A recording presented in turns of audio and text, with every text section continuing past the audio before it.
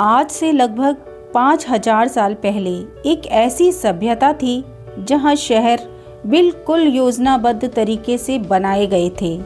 सड़कें सीधी थी, घर पक्की ईंटों से बने थे और हर घर में जल निकासी की व्यवस्था थी।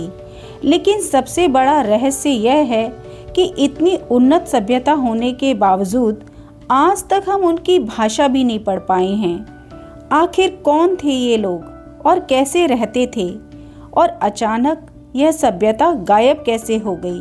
आज विरासत में हम जानेंगे हड़प्पा सभ्यता की पूरी कहानी। हड़प्पा सभ्यता दुनिया की सबसे प्राचीन और रहस्यमयी सभ्यताओं में से एक थी। लगभग 5000 साल पहले सिंधु नदी के किनारे बसे इन शहरों में अद्भुत नगर योजना, पक्की ईंटों के घर और शानदार जल निकासी व्यवस्था थी।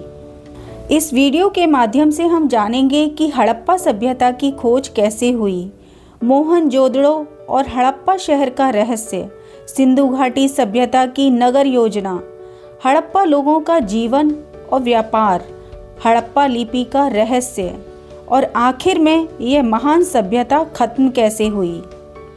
20वीं सदी की शुरुआत में भारत में रेलवे लाइन बिछाने का काम चल रहा था। जब मजदूरों ने जमीन से पुरानी पक्की ईंटें निकाली तो किसी को अंदाज़ा नहीं था कि वे दुनिया की सबसे पुरानी सभ्यताओं में से एक के अवशेष हैं। 1921 में पुरातत्वविद दयाराम साहनी ने पंजाब के एक स्थान हड़प्पा में खुदाई की शुरुआत की। कुछ ही समय बाद 1922 में राखलदास बनर्जी ने सिंधु नदी के किनारे एक और शहर खोज निकाला, जिसे आज हम मोहनजोदड़ो के नाम से जानते हैं।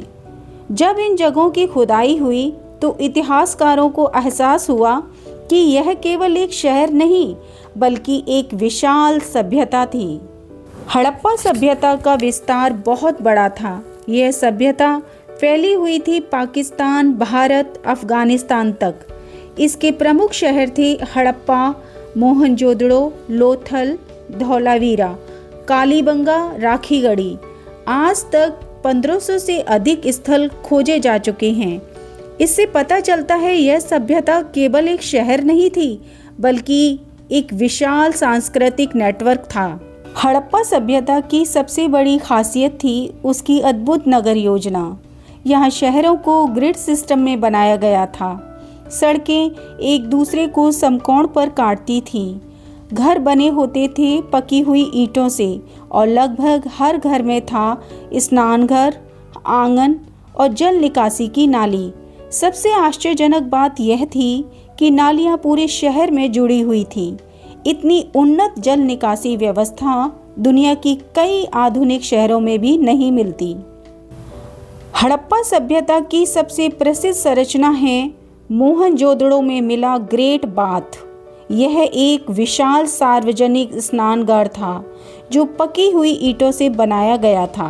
इतिहासकार मानते हैं कि यह केवल स्नान के लिए नहीं बल्कि धार्मिक अनुष्ठानों के लिए इस्तेमाल होता था। हड़प्पा सभ्यता के लोग काफ़ी संगठित और सभ्य जीवन जीते थे। उनका मुख्य पेशा था खेती, पशुपालन, व्यापार। वे गेहूं, जौ, तिल, कपास आदि उगाते थे। दिलचस्प बात यह है कि दुनिया में कपास की खेती का सबसे पुराना प्रमाण यहीं से मिला है। ये लोग केवल स्थानीय व्यापार ही नहीं करते थे बल्कि अंतर्राष्ट्रीय व्यापार भी करते थे।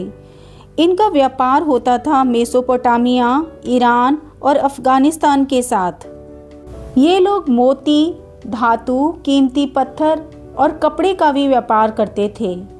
समुद्री व्यापार के लिए लोथल में एक बंदरगाह भी बनाया गया था। हड़प्पा सभ्यता के लोग कला में भी बहुत कुशल थे। यहाँ से कई अद्भुत मूर्तियाँ मिली हैं। सबसे प्रसिद्ध है नाचती हुई लड़की की कांस्य मूर्ति और पुजारी राजा की मूर्ति। इसके अलावा मिट्टी के बर्तन, पत्थर की मोहरें और सुंदर आभूषण भी मिले हैं। हड़प्पा सभ्यता की सबसे बड़ी पहेली है उसकी लिपि। मोहरों और बर्तनों पर कई तरह के चिन्ह पाए गए हैं, लेकिन आज तक कोई भी विद्वान इन चिन्हों को पूरी तरह पढ़ नहीं पाया है। अगर यह लिपि पढ़ ली जाए तो शायद हमें इस सभ्यता के बारे में और भी बहुत कुछ पता चल सकता है। लगभग 1900 ईसा पूर्व के बाद हड़प्पा सभ्यता धीरे धीरे समाप्त होने लगी। इसके पीछे कई कारण माने जाते हैं, जैसे जलवायु परिवर्तन, नदियों का मार्ग बदलना, बाढ़, आर्थिक कमजोरी। लेकिन आज भी इसका असली कारण एक रहस्य बना हुआ है। हड़प्पा सभ्यता केवल एक प्राचीन संस्कृति नहीं थी, बल्कि मानव इतिहास की एक महान उपलब्धि थी। इतने हजारों साल पहले जब दुनिया के कई हिस्सों में लोग अभी भी बस्तियां बना रहे थे, तब सिंधु घाटी के लोग योजनाबद्ध तरीके से शहरों में रह रहे थे। आज भी हड़प्पा सभ्यता के रहस्य इतिहासकारों को चकित करते हैं। तो अगर आपको यह वीडियो पसंद आया हो तो वीडियो को लाइक करें और ऐसे ही रोचक इतिहास जानने के लिए हमारे चैनल विरासत द बायोग्राफी ऑफ लेजेंड्स को सब्सक्राइब करना ना भूलें। मिलते हैं अगली वीडियो में भारत के इतिहास की एक और अद्भुत कहानी के साथ। जय हिंद।